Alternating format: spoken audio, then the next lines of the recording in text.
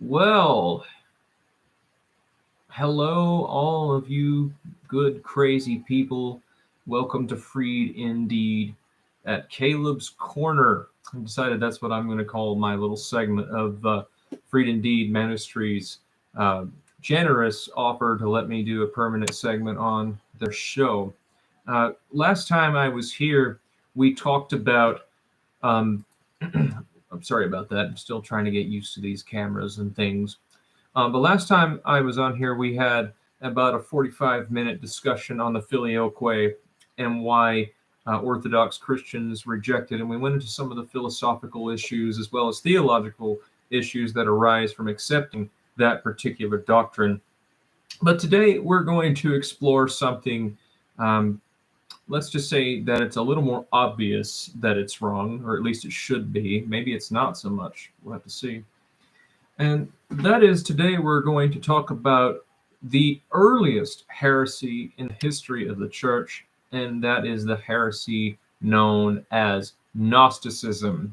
Okay, you've probably heard the term Gnosticism before. You've likely heard the term agnosticism, and they are not the same thing. Agnosticism describes a philosophical system of belief where a person is not an atheist in that they claim there is no God, but a person is really not sure that there is a God and sort of just doesn't care either, but may be open to the fact that there is a God or may be closed off to the fact that there is a God. Depends on the type of Gnostic you are. But we're talking about Gnosticism. Gnosticism, as I mentioned, is the earliest heresy that the church had to combat. I'm talking within the first 50 years of the church's life, while the apostles were still very much alive. So we're going to talk about 3 points here. We're going to talk about the origins of Gnosticism, the beliefs that Gnosticism has, and Christian Gnosticism. Anytime I say Christian Gnosticism, just imagine me doing air quotes. And then the modern influence that Gnosticism has, particularly on evangelical Protestant Christianity. So what is Gnosticism? So Gnosticism comes from the word gnosis in Greek, which more or less means knowledge. And Gnosticism is older than Christianity, and its origins are sort of shrouded in mystery. But as far as we can tell through modern research and scholarship, Gnosticism had its origins in the pagan mystery cults of various pagan traditions throughout ancient history. The Egyptians, the Greco-Romans, even the Norse, the Sumerians, the Babylonians, all had what we refer to as mystery cults. Mystery cults are different from the standard pagan great tradition of which a nation adhered to. So, for example, in ancient Greece, everyone worshipped Zeus because Zeus was the father and king of all the gods. But that doesn't mean they didn't worship other gods. And of course, the Greeks had and the Romans had a lot of other gods. So they had these things called mystery cults. And these were cults that were still part of the greater tradition, but they were lesser. So people would have a particular adherence to a certain god, and what they would do is they would join what is called a mystery cult. One of the most infamous mystery cults was that of Bacchus, or Dionysius in Greek. Dionysius was the god of wine and of revelry and of, well, to be quite frank about it, partying. And his particular mystery cult was attracted to people because it involved a lot of drunkenness and a lot of orgies and all kinds of sexual deviance, as well as just all around hedonism, is the way to put it out. But the pagan mystery cults, you couldn't just join a pagan mystery cult, you had to be initiated into it. Pagan mystery cults claimed to have secret knowledge of a certain god or deity, which you could only get from them. You had to be initiated into this cult, and there were different initiations, such as blindfolding the person and having them a secret about the cult whispered into their ear that they were never supposed to reveal to anyone. They might have a ritual that involved a mock slaying of the person and then bringing them back to life. It sounds a lot like Freemasonry. It's because a lot of this is related to Freemasonry, but that's a different thing. I would even say Freemasonry is a modern American as well as Western European mystery cult. But anyway, that's a different discussion for another time. But so mystery cults were these sub-pagan religions within the greater pagan religion. You could be part of one mystery cult. You could be part of all the mystery cults if you had that kind of time, or you could be part of none of them. And in Rome, they also had, of course, the state religion, which adhered to Jupiter as or Jupiter, as we should say in Latin, as the king of the gods. But also they had the Roman military's mystery cult, which was the cult of Mithras, who was a god imported from Persia.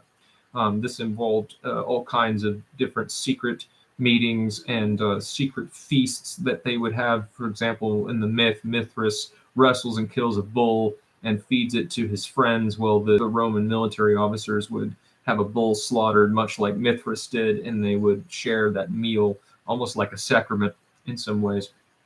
But the point is here, I know I'm ranting a bit, mystery cults are sort of where we can best pinpoint where the Gnostic beliefs came from. Another particular religion which had a huge influence on Gnosticism, I'm not sure which one came first, but Zoroastrianism was a huge influence on Gnostic thought in ancient Persia. Many of the core principles of Gnosticism are actually key tenets of Zoroastrianism. So the key beliefs of Gnosticism, the problem with Gnosticism is that Gnosticism is a parasite religion. And what I mean by that is it's a set of beliefs that will attach itself to any dominant religion that happens to be in the area, because it helps to hide it really helps to perpetuate the Gnostic religion in a way that can kind of go undetected by the mainstream religion. If the mainstream religion has a problem with Gnosticism, some don't, such as the pagan religions. But you have, like, for example, in Islam has a lot of Gnostic influence on it, as well as many other Christian heresies, such as Evangelicalism, Nestorianism, etc. But that's even Arianism, I would say, but that's a different idea here. So, but Gnosticism will attach itself to any of the mainstream religions that are around it in order to perpetuate its beliefs. So you have Jewish Gnostics such as Kabbalah, which is what Madonna practices. That's Jewish Gnosticism. Like I said, Islam has a lot of Gnostic tendencies, but in particular, the Sufis tend to have a very Gnostic, mystical sort of belief.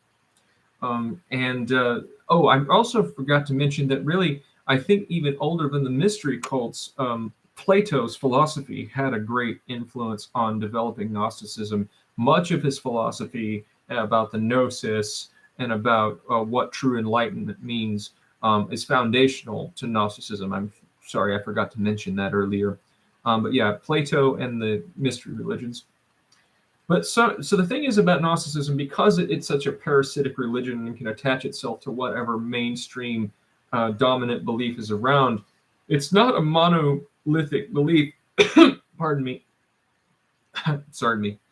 It's not a monolithic belief. To say you're a Gnostic could mean many different things, but nonetheless, with as many expressions as there are of Gnosticism, no matter what form it takes, tends to have some common denominators in the different expressions. One of the things about pagan religions and Gnosticism is there's really no idea of heresy. There's no wrong way to practice paganism, and there's no wrong way to practice Gnosticism either. So there's the concept of a heretic simply doesn't exist, so it's harder to pin down. So the one thing we have to keep in mind about Gnosticism is the core common denominators that unite all Gnostic belief, and this is true of Zoroastrianism. So the first thing is duality or dualism. This is the idea that there is an equal good and an equal evil in the universe, right? So the way to think about this is sort of the angel on your shoulder and the devil on the other. But in traditional Orthodox Christian belief, and this is true of Catholicism as well, evil has no ontology. What I mean by that is that evil is not, period. Evil is not. What does that mean? I'm not saying that. So, wait, Caleb, are you saying that evil doesn't exist? Yes. Now, let me qualify that. I'm not saying that evil does not have a basis in reality. It clearly does, but it does not have an ontology. What I mean by that is that it's not a created thing. In St. Augustine's book, The Enchiridion on Faith, Hope, and Love, St. Augustine describes evil as a parasitic thing. It is not something, it is rather a void, an absence of something. And in other words, it's God created everything good. You read in Genesis, God makes things and he says, these things are good. And God saw that it was good.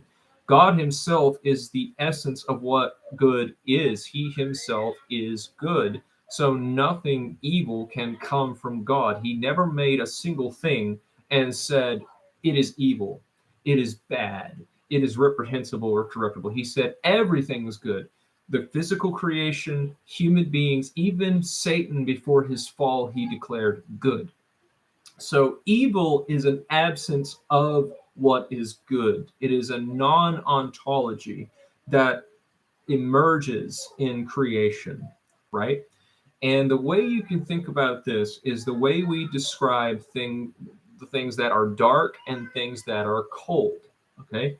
We actually cannot measure darkness and we cannot measure cold. There are no units of measurement by which we can do so. We measure heat or cold in terms of heat. We measure it in degrees, right? And the lower and the lesser a degree gets, that's how we describe cold. That's why when we get to zero, we can't have a number less than zero. That's why we say it's negative 12 outside. It's sub-zero, right? There is no such thing as sub-zero. Zero is not even a number. It's a made-up number. This is a number we use to describe an absence of heat. Degrees are used to measure cold or to describe cold in terms of no heat being present or lesser heat being present. In the same way we describe darkness. We can't measure darkness. We measure darkness in terms of light.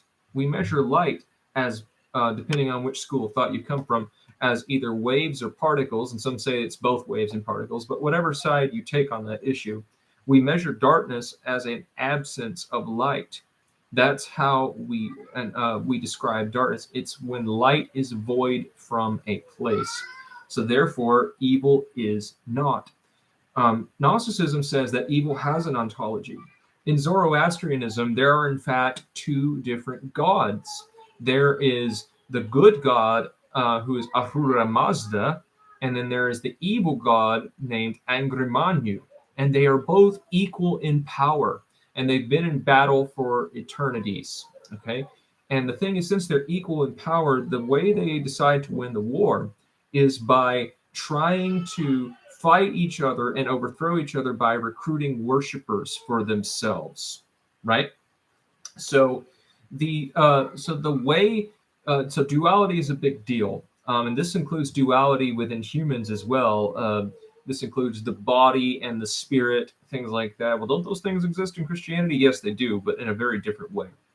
The other thing is that because of this, we have this idea of the demiurge. In fact, this isn't true necessarily of Zoroastrianism, but the Gnostics taught widely that the earth was made and creation, physical creation, was made by a lesser, angry, evil deity called the demiurge. Okay, and they said that all physical creation is evil, and that the problem is that we are pure spirits. Human beings are pure spirits with divine sparks inside us that came from the good deity who didn't create the world, and we are trapped in these bodies of flesh. Okay? And that the one way we can be liberated from this body of flesh is to die. But in order to do that, we have to have the proper gnosis, or knowledge and enlightenment, to do so, to ascend back into the heavens and become these angelic spirits once again. In other words, this flesh is a prison. It's bad. The physical world is bad. And we have to be liberated from it. And that's what the good God has come to do for us. Because of this, Gnostics saw the physical world as bad. One of the later Gnostic groups, known as the Cathars, who emerged in France during the 13th century, they actually they actually taught that that food and sex were the demiurge's plans to keep humans entrapped in their bodies of flesh. So the Cathar perfects, who were like their priests, would teach that it was better to starve yourself. They taught that it was better to abort your children if you had a pregnant woman, and abstain from sex altogether, because you were trapping a pure spirit in a body of flesh. And in fact, one of their only sacraments, in the Cathars in particular, was a ritualistic suicide. Yeah. So they said that not every, and what was the excuse for them not all mass committing suicide? And most of what we understand, they would say, well, you had to have the proper enlightenment before that could happen, and you'd have to be approved by a Cathar perfect before you could do that. But anyway, that's some of the commonalities that exist between Gnostic groups, and that is the dualism of the divine, the demiurge who created the physical world being bad, and enlightenment or salvation being given by proper knowledge. And as I mentioned, Gnosticism was the earliest heresy that the church had to deal with. And it's a rather unique heresy, because most heresies can be described as a system that touts itself as traditionally Christian, but actually isn't. Gnosticism, because it had roots prior in other religions, is a very unique one in this way, because it claimed to be Christian, but was clearly not Christian. It came from a much older belief system than Christianity. The same, and of course, we would even in the Eastern Church count Islam as a Christian heresy, though Muslims do not consider themselves Christians. But like I said, a lot of their beliefs come from previous other Christian heresies, such as Nestorianism, Ebionitism, and a healthy dose of Gnosticism too. But anyway, what you may not know is that the early church, I mean very early, actually, meaning the apostles, wrote against Gnosticism, particularly St. John and St. Paul in their own epistles. St. Paul wrote against Christian Gnostics during his lifetime. And so let's get to what he actually says. And you wouldn't really know this unless you understood what Gnostic beliefs were in the context by which Paul was writing. He says, for example, in Colossians 1:9, and I quote, "For this reason we also, since the day we heard it, do not cease to pray for you, and to ask that you might be filled with the knowledge of his will in all wisdom and spiritual understanding." This is just one example, but did you notice that he says that basically is saying the true knowledge that is enlightening and good for the soul comes from Jesus Christ and his will and his wisdom and spiritual understanding. In other words, Paul is saying that true knowledge that is enlightening and good for the soul doesn't come from somebody who keeps it secret, but for somebody who makes it very obvious. Jesus did not make it hard to know him very much. He did all of his ministry in public. Okay, he did his miracles in public. He preached in public, etc. So Paul is basically giving a very subtle warning to say, don't follow these Gnostic groups who claim that they know secret knowledge of Jesus Christ, because Jesus Christ has equipped us to give it to you, and you don't have to find it from some secret cult group. Furthermore, St. John, I would say, is the biggest anti-Gnostic of all of the apostles. Let's go to one of his writings in 1 John 2:19, and I'll read this in the KJV. They went out from among us, but they were not of us. For if they had been of us, they would have continued with us. But they went out that they might be made manifest that none of them were of us. Many times, especially Reformed folks who believe in the perseverance of the saints, cite this as proof that once one is saved, that they cannot fall away from the faith. But this verse does not help in that regard because it's missing context. John is actually writing against the Gnostics. During his lifetime, Gnostic Christians, in attempt to gain converts, would actually infiltrate the legitimate churches founded by the apostles and their successors, and they would come in, they would be catechized, they would be baptized, and then they would try to lead others astray and try to influence the leaders and the laity of the church. The point that John is making here is that there are people who are claiming to have good intentions and claiming they want to follow Jesus. But the fact of the matter is they do not. They are out to steal sheep away from Christ's church. And he says that when they leave the church, when they realize that they've been found out, don't be sorrowful. They went out from among you because they were never of you in the first place. They were heretics and deceivers and liars. Now, here's what's interesting is that there was a particular heretic who lived during John's lifetime by the name of Cerinthus. Cerinthus lived roughly around 50 to 100 AD, somewhere around there. And St. John actually doesn't mention him by name, but most scholarly consensus believes this is who John is writing about in 1 John chapter 2, verses 18 through 22. So St. John writes, "Little children, it is the last hour, as you have heard that Antichrist is coming. Even now many Antichrists have come, by which we know that it is the last hour. They went out from us, but they were not of us. For if they had been with us, they would have continued with us. But they went out that it might be made manifest that none of them were of us. But you have an anointing from the Holy One, and you know all things. I have not written to you because you do not know the truth, but because you know it, and that no lie is of the truth. Who is a liar but he who denies that Jesus is the Christ? He is Antichrist, who denies the Father and the Son. Whoever denies the Son does not have the Father. He who acknowledges the Son also has the Father." So therefore, this is the context of 1 John chapter 2. It is a writing against the Gnostics in an attempt to show that Jesus Christ is who he claims to be, and that Cerinthus and others like that are actually false converts and false Christians. Now, there's also this warning. Let me look it up real quick. I thought I had it, but I didn't. There's also this particular idea here.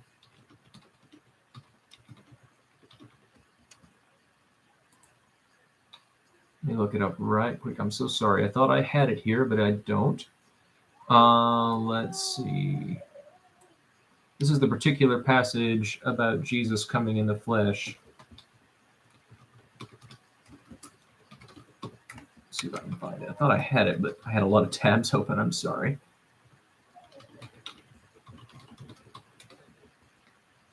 Okay. Oh, it's 2 John 1:7.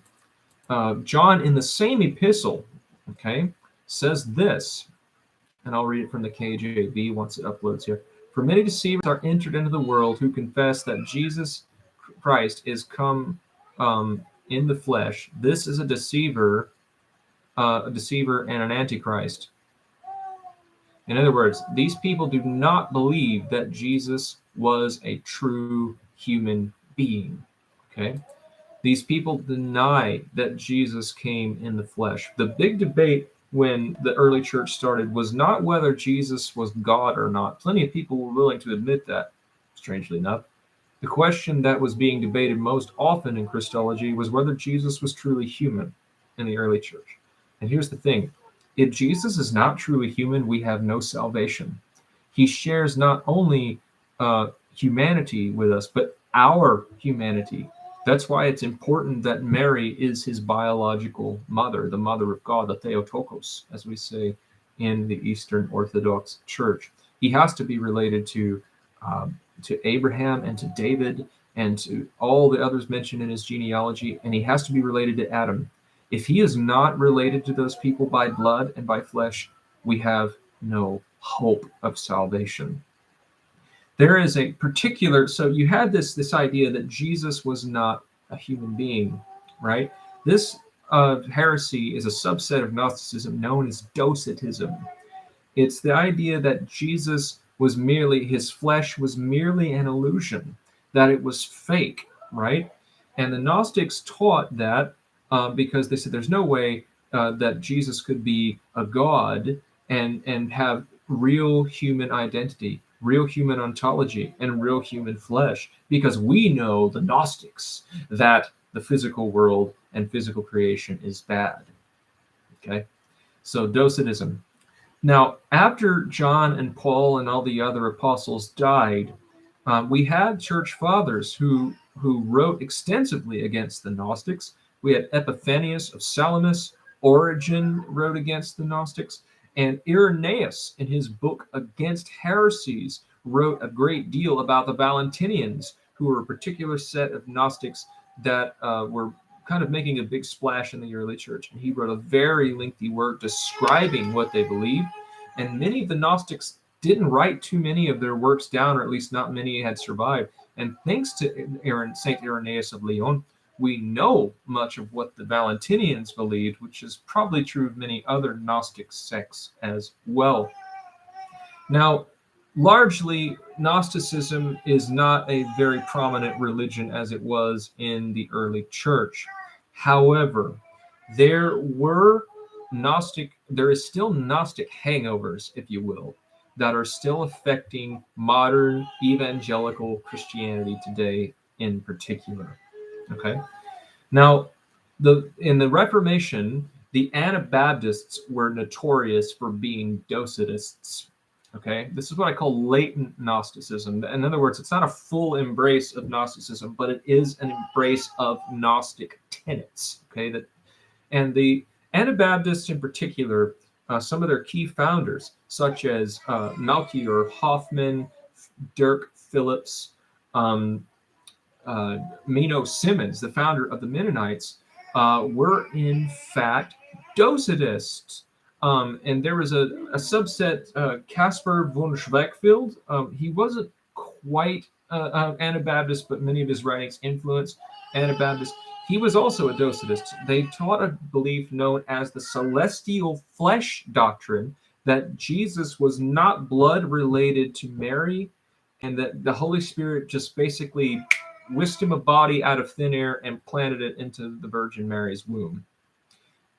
Again, as we said earlier, Docetism undermines the gospel, because when Christ became incarnate, he became a true man.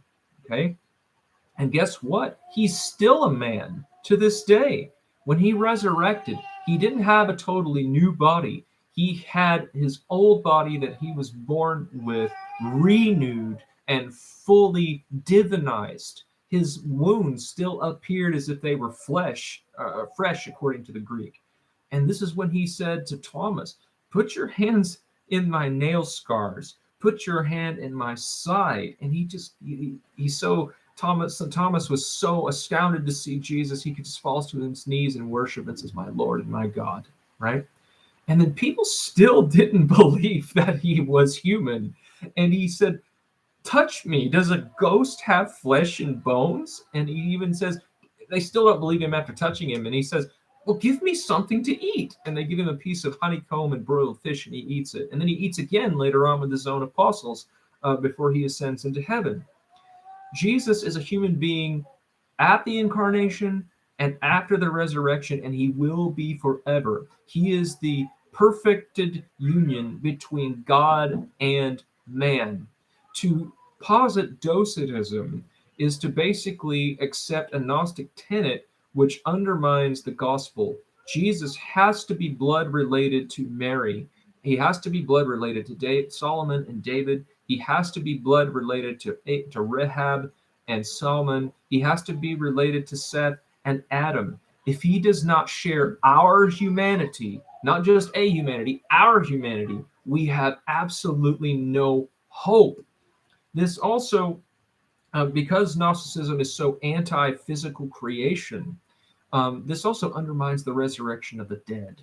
Okay, and unfortunately, much of evangelical Christianity seems to have this latent Gnosticism built into how they process death.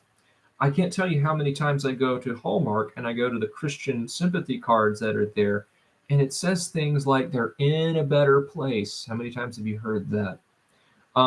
They feel no more pain. They're liberated from this life.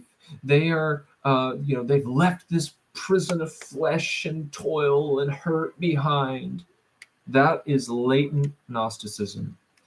And I think you can see this most obviously because most of the time, if you go to an evangelical church, the talk is not about the resurrection of the dead, but about dying and going to heaven. Now, is it true that when we die in this life, that we're going to go to heaven? Yes. But it is not true that we are going to spend eternity in heaven.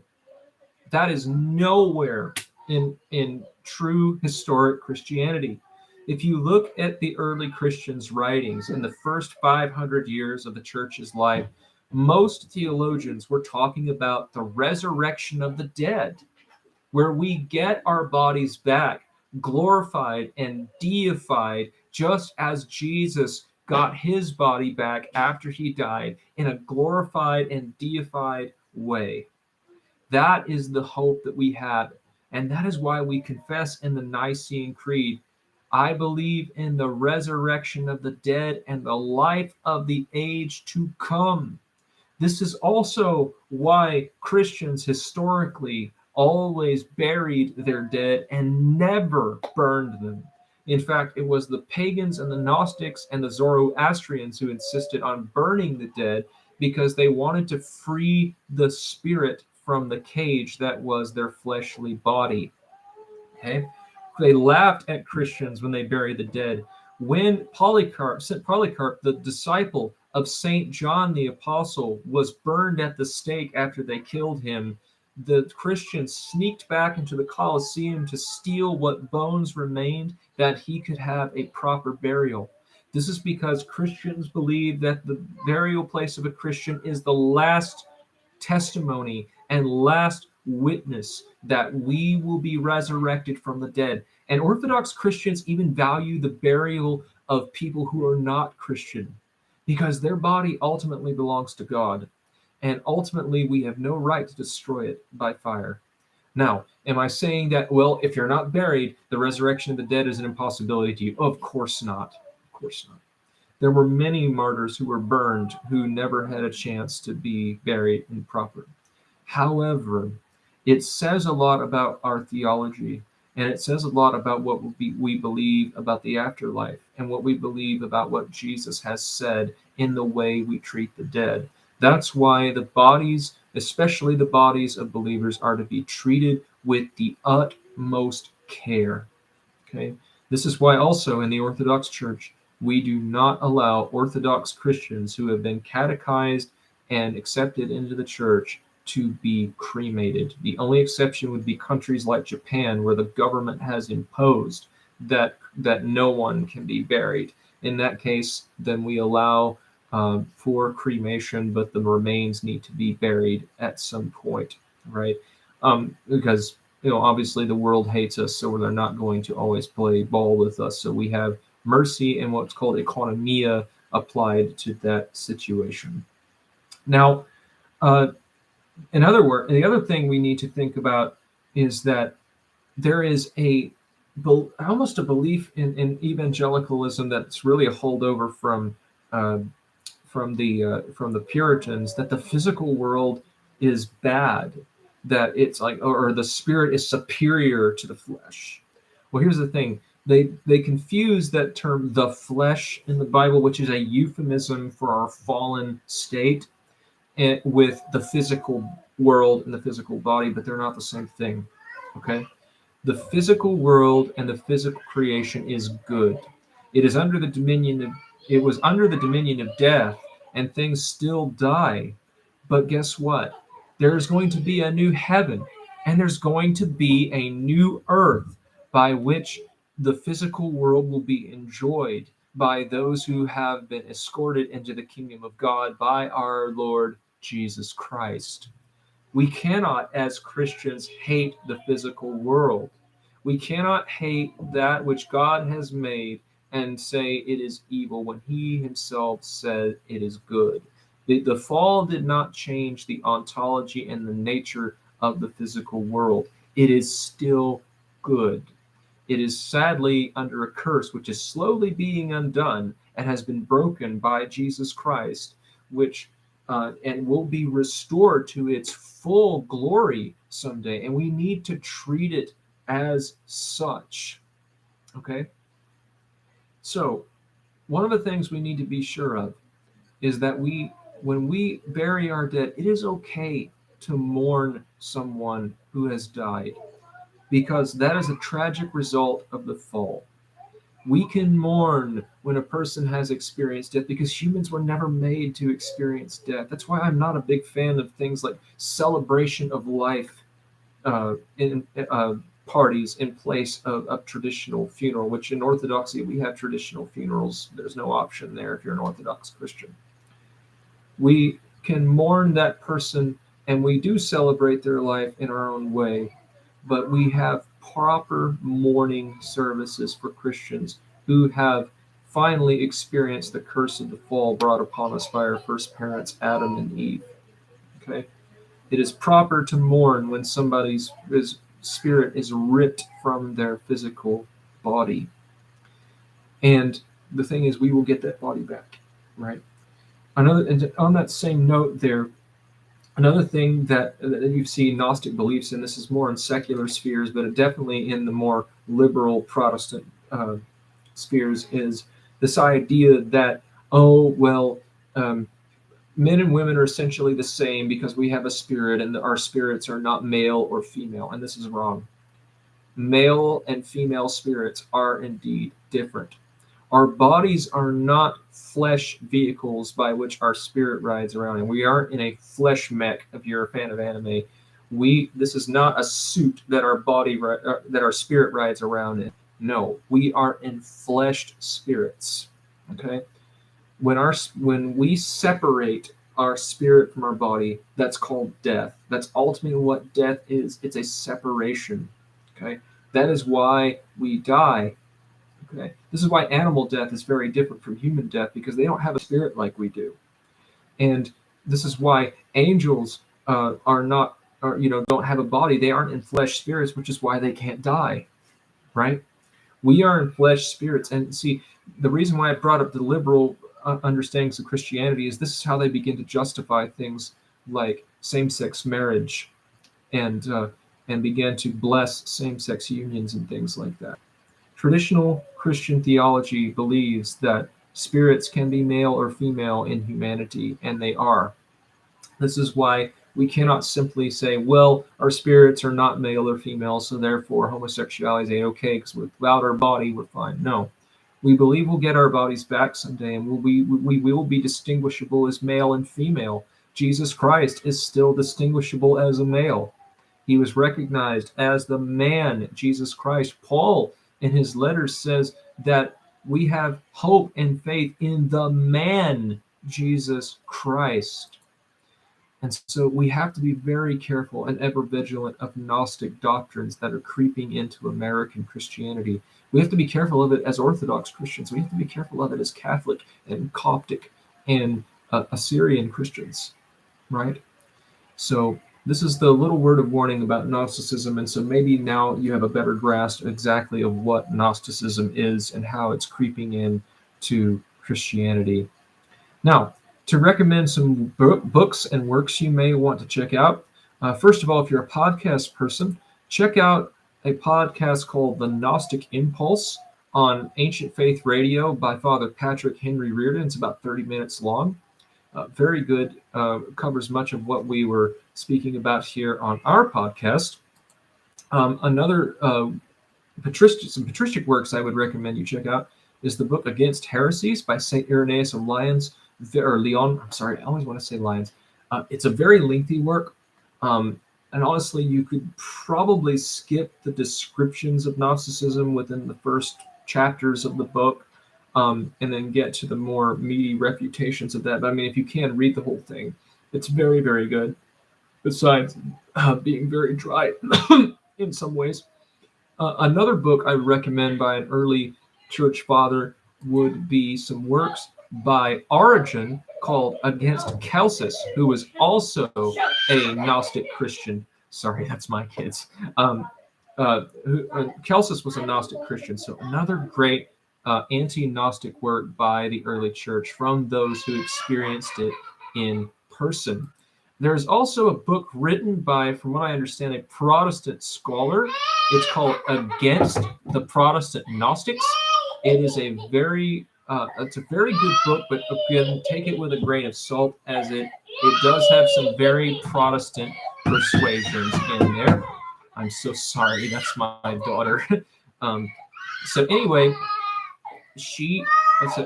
very good book. I would recommend you check it out. So anyway, I'm going to need to log off here and help my daughter. My wife needs help with her. But thank you all for listening. Share this, that your friends and family too may be free indeed.